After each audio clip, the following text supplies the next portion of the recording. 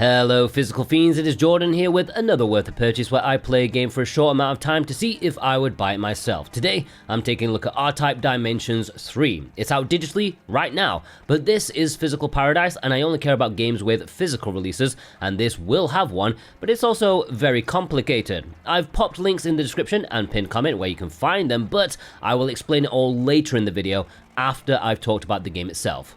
R-Type is a legendary shmup series. It's easily one of the series that even casual gamers may be able to name off the top of their heads, known for their slow-paced, methodical precision gameplay that are loathed and loved in equal measure. Why?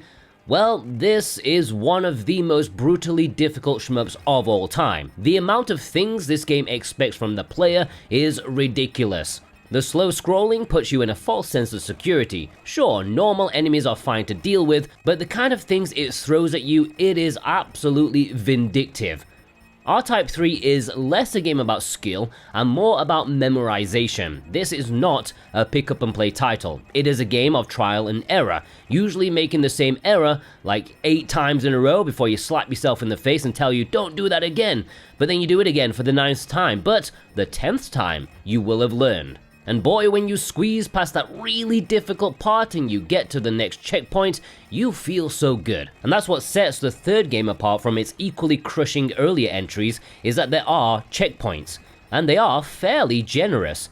It's that ghouls and ghosts, that Castlevania sort of difficulty where you can always slowly nudge your way through with persistence and patience. And to be fair, this remaster makes it more possible than ever to easily see the full game. Alongside the classic mode, there is the infinite mode, where if you die, you instantly respawn, no going back to a checkpoint. Which isn't dissimilar to many other shmups where you can credit feed, but it does feel especially embarrassing in this game, just because it's so truly brutal. You'll be getting annihilated every few seconds due to your lack of experience with what the game is throwing at you. And I think in some parts of the game, it does break it. This is not the case in many other shmups that can give you a bit of, breathing room before your next failure. I do not advise playing this way first time around because I promise you, you will not feel good in the slightest. Play old school, get good, then have your free play time.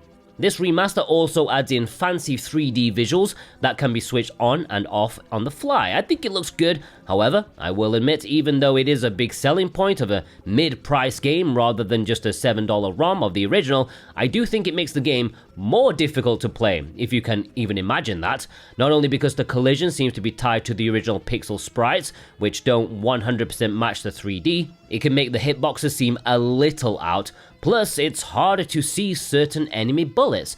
There were times I genuinely had no idea what got me. So actually, most of my footage was playing with the original graphics with the fuzzy CRT filter over the top of it. If you've got the patience for it, this can be an epic game, but it's only epic once you've got into grips with it. I love the module thing that you can blast off and attach to either your front or rear, and now there are 3 different types of it. Having only sampled the other 2 editions a little bit, I still prefer the original, but it's nice to have variety if you fancy it. There is a level select feature, which you can start from any level you want, but only after you've reached that stage, which is great for practicing, especially that bloody lava level, which is comically sadistic. And there are plenty of options to tweak things. You can change the controls, which I advise you do before you play. The attach and detach button should be a bigger priority than the graphics button. I don't know why that's easier to reach than the detach thing, but yeah, change it, okay? You can also change some of the visuals as well. There's a nice handful of things that you can customize. Now, before I talk about the physical release, if you are new here and you like physical video games, you enjoy actually owning the things you pay money for, then hit that subscribe button, okay? It will be the best thing you do today, I promise you. Not only will you get opinions like these, but you get alerts on discounts, rare game reprints, new announcements, the lot. I cover everything physical game related. Okay, the physical. It is complicated, so strap in. In North America, there is only a bog standard retail release on PlayStation 5 and Nintendo Switch 2. And it is worth emphasizing that on Nintendo Switch 2, in all regions, it is a proper cartridge. It is not a game key. And it is also not a Switch 2 edition, so it will not work on your original Switch. In Europe, it is a little bit more special. There is a standard retail edition on PlayStation 5 and Nintendo Switch 2, but there is also an original Switch physical as well. And not only that, but there are more editions available. Exclusive to either VGP or ININ games, both of which I've linked down below, there is a special edition. In this special edition, you can get the soundtrack on CD and a nice art book in a lovely collector's box. It is worth noting that although technically they are European versions, in this special edition there will be no age rating on the box, so it will look rather non-partisan, if that's an adequate phrase. And finally, the last edition, which is no longer available to order, but I'm just saying it for posterity's sake, the European exclusive Collector's Edition. That was a timed pre-order, which is now over.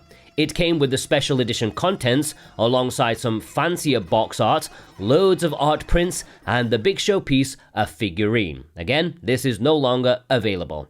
And it is worth pointing out as well that these physical releases are coming in August, so there is a little bit of a wait. If you want to order them, check the links down below. You can order from VGP, who have free worldwide shipping on orders over 75 Canadian bucks, like 55 American dollars, or you can order directly from the publisher in games themselves. And if you do that, I have a one-time usable code, Paradise, and that code can get you 5% off if you click my link. But it may also be worth pointing out that in Japan, it's releasing physically a little bit earlier, June 18th. And there, not only do they have a standard edition, but there is a special edition, which is slightly different to the European one. You get the soundtrack CDs, you get the art book, but you also get a sticker and a set of postcards. If you want that, I've linked Play Asia down below, and if you click my link, you can get 5% off with my code Jordan2026, and that is the case for anything on Play Asia, as long as you click one of my links first. Any purchase made via any of the links below, I truly thank you from the bottom of my heart. It is the best way to support the channel and what I do. Overall, I think this is a solid remake with nice options to customize your play. You can be as old school or as overly modern as you want to be. Honestly, it sounds bad, but I do prefer to play as close to the original as possible. Classic mode, 16-bit sprites, CRT filter. That's where the game is its best. Which questions the necessity for all of this remastered stuff, which drives up the price and development time. It is still a great game, no matter which way you play, if you've got the patience for it. The 3D visuals look good, but they make a difficult game even harder, never mind the crazy angle 3D which lives up to its name. I do not advise using that setting. I would purchase this myself, but it's definitely an acquired taste. This is not one to pick up on a whim on the way home from work. This is a considered purchase that you need to know you are going to be brutalized, but you are willing to try and overcome it. If there weren't any checkpoints at all, I would say no way, it's too hard, but there is a good incentive to keep pushing forward no matter how ridiculously cruel it can be.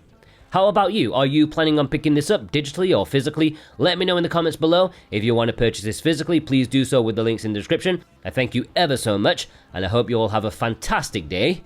Take care.